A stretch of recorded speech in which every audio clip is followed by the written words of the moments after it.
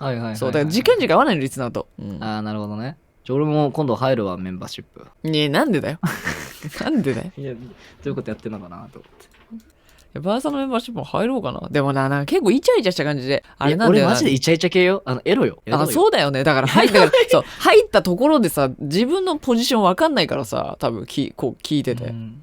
エロか、歌歌ってるか、うん。寝てるか、そう三択。うん。なんとなく想像つくんで入ってないですけど。なんかあんまり最近変わんないかも。メンバーシップと普通ないし。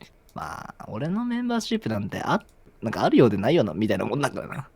いや、でもね、その敷居の中に特別さを感じますよ。ネルバウさんとか見れないでしょ、あんまり。うん、でもめっちゃいびきかいてる。はは、いびきかくタイプ。うん。そんなイメージないけどな。どういういびき豚いやでもね、調子悪い時はもうやばいんだけど、もうグーガーやってる。普通は、ぐらいなよ。ぽいね、ぽい。本当にやばい時は、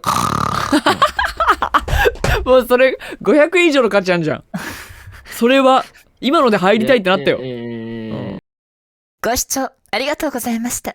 チャンネル登録よろしくね。